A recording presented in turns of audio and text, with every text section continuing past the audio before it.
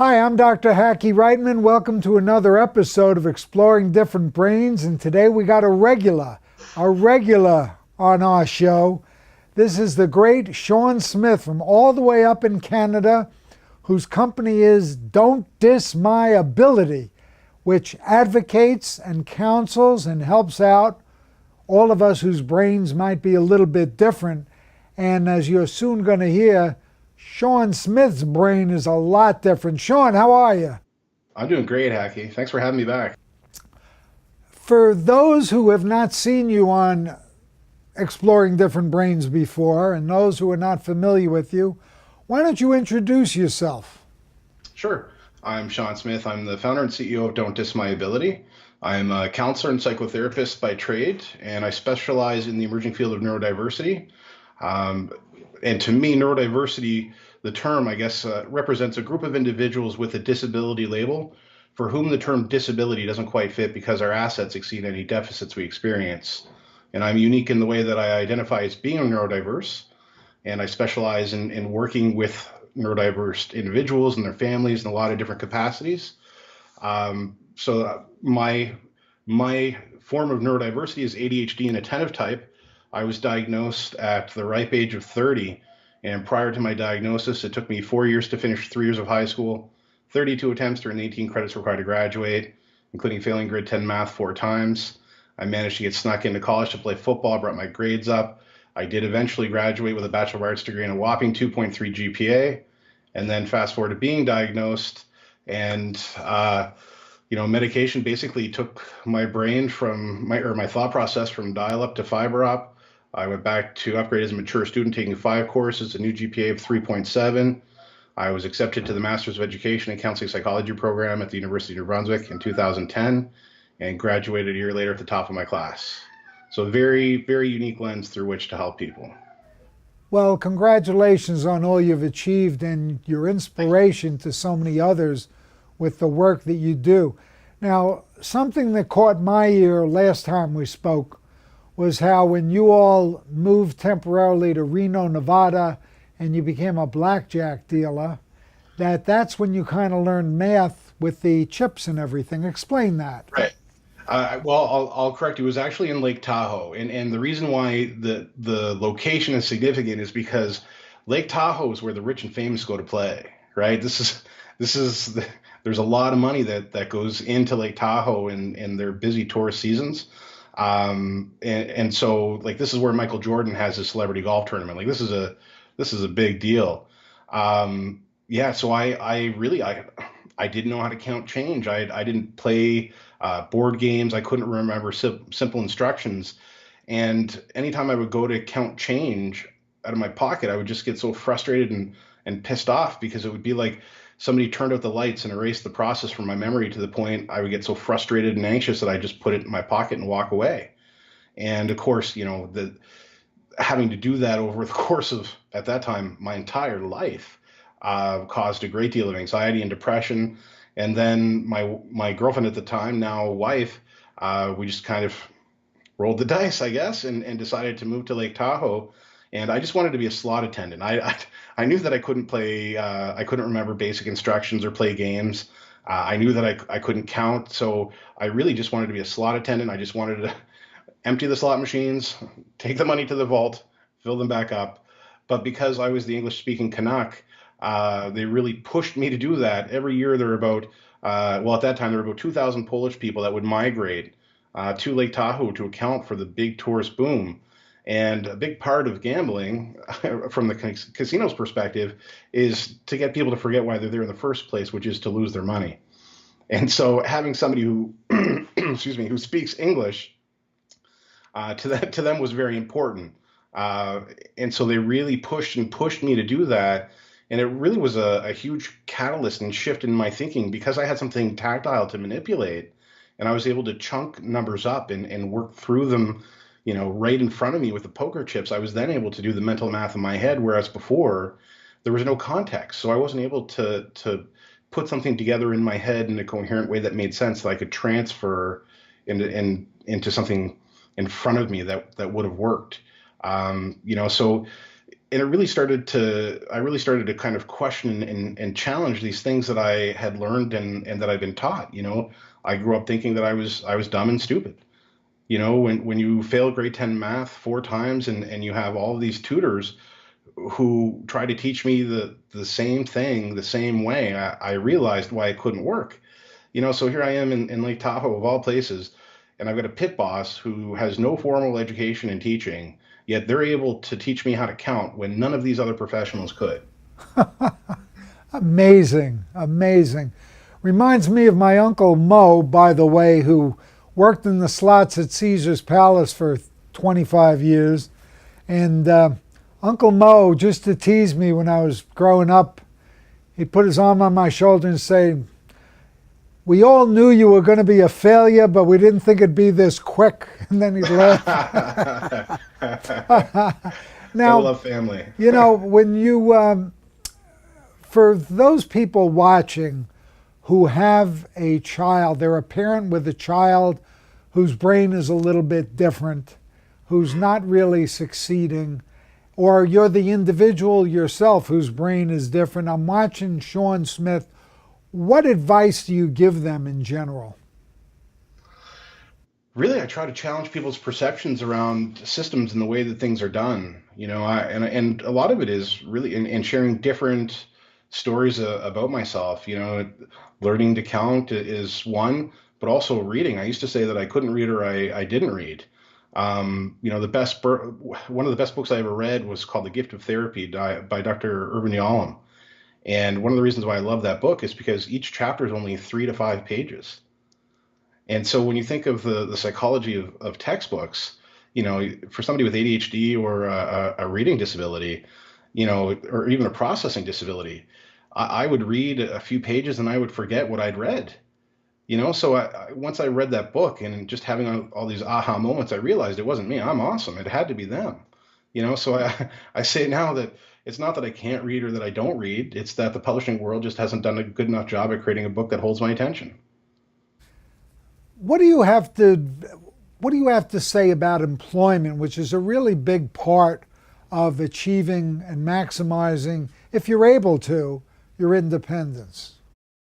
Yeah, well, I mean, again, for me, a big part of what I do is just in being the example. I self-identify as being an individual with a disability.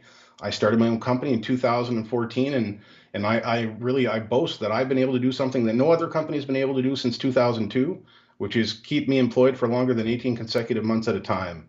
Right? I waited and waited for this opportunity that never came, and then I created my own. And in just a few short years, I went from, being an unknown in my industry to being a national award-winning entrepreneur with a disability.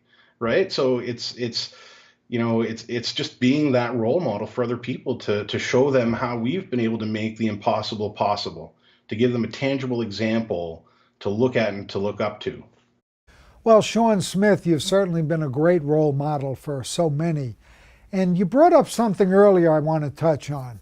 You said very matter-of-factly in speaking about your ADHD, and of course, when you were failing at this and that, then of course you would have anxiety, you'd have some depression.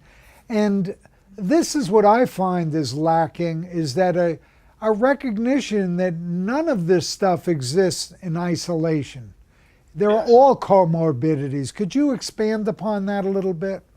Sure. Well, in a lot of cases, I find it's the classic case of what came first, the chicken or the egg. Is it? I think sometimes the ADHD kind of gets overlooked because these individuals are experiencing anxiety and depression, and so the characteristics that are common in some cases, there's a lot of overlap, but in a lot of cases, you can't have one without the other. And especially when you talk about comorbidity with ADHD, it's very rare that someone is diagnosed exclusively with ADHD. Oftentimes there is anxiety, depression, or some other form of learning disability. And now what I find is happening a lot, more and more clients and individuals who are on the autism spectrum or identify as having Asperger's are also being diagnosed with ADHD. And so there's kind of a shift there because I think the way that the medical system worked before, it was almost like a pity system. Like, well, we don't need to tack anything on. They've already got a diagnosis with autism, right? We don't need to add anything more to that. Well, you do actually, if you want to help these people and get a better understanding of their thought process. But even in that notion, in that statement, there's this implied less than mentality where, and I think I've mentioned this to you before, when somebody walks through my door and they disclose that they have an invisible disability, the first thing I say to them is, welcome to the world of the uniquely gifted. We're not talking about what's wrong with you. This is what's right with you. So we're really challenging people and shifting their thinking of from being less than being exceptional. Well, that's very well said and well put. The reason I made the first chapter of Aspertools anxiety is because it rules all of us. Yeah. And certainly when you have a part of your brain that's different and making a bigger challenge for the other parts of your brain, that's going to be amplified. Tell us some of your latest projects, Shawn. Geez, Hackie, well, I know I you guess have ADHD, so you're doing a million at one time. Sure, Yeah. right, and and I make a point of kind of bringing that up, because I have a unique understanding of my thought process and how my brain works. I know that I can't do the same thing all day, every day. I get bored and then I get resentful. So I'm constantly finding innovative partnerships, or people find me to collaborate on different projects. So right now we're rebranding the podcast, which is exciting. I've got 15 confirmed guests, including yours truly, which will be a great honor. I've got my parenting program that I'm working on. So I'm developing an online parenting course for parents, grandparents, and caretakers of neurodiverse children. And those are the ones I'll talk about now. I've got a few more coals in the fire, but I'll wait until they take off a little bit more before I share them. Have you written any books? Hackie, I started writing 2 books, and I think one of the challenges that I have as an individual with ADHD is that my fingers can't keep up to my brain, and so I've started recording more video, and we'll eventually find someone to transcribe. Well, I was just going to suggest that, Shawn. And what I do when I write is I talk into my cell phone, which writes it out for me and everything, or just make a voice file and get it transcribed. Because what's interesting, and like when I wrote the movie The Square Root of Two, when I would write a scene by hand and then take another stab at it typing it, and then take another stab at it dictating it, it was like 3 different scenes because it uses different parts of your brain. And you have a gift for gab, and I would imagine it would be much easier for you to write by talking than by writing per se. The other thing is the style comes out more the way you talk, which is why Aspertools came out the way I talk. Yeah. And I find it's more engaging that way, right? And that's why for the video content I'm creating for my parenting program, at first I started and it was just going to be all written, but I realized through my work with the clients, my counseling clients, and the success that I'm experiencing, it's because it's in person, right? You can't. It's hard to develop, a communication style and comfort with a person you can't see, and I think that's what ultimately helps us do what we do and reach the people that we do is, it's not something that is just talked about or out there. It's something tangible for people to see. And especially for you, because you got the whole Canadian Santa Claus thing going on, I call it the urban Santa or the young Santa look. That's what I ask my barber for when I go in. Give me the hip Santa. For all of our different brains, viewers and listeners and readers who want to learn more about you, what's the best way for them to do that? Well, you can check out my website, www.ddmax.ca. If you are on any social media platform, you can find me there. This is another area, Hackie, where my unique gift has come out in the way of social media. So I've got a couple different Twitter accounts. I've got a YouTube channel.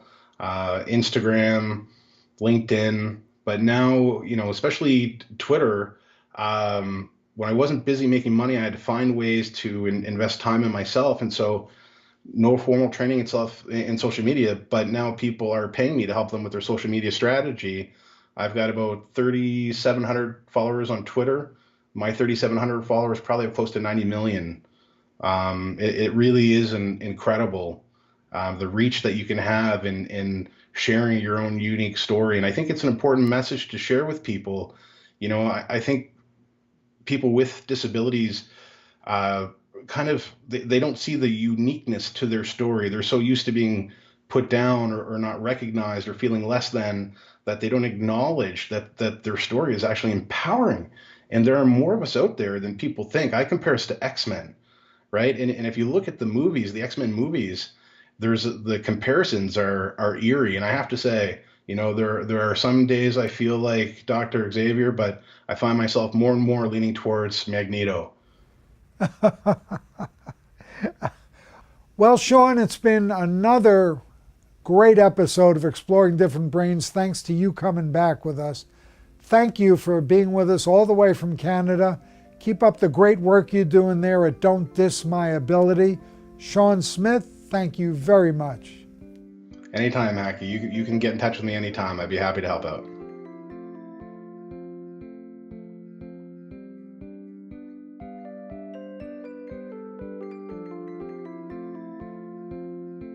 Exploring Different Brains is a production of Different Brains, Inc. For more information, visit us at differentbrains.org.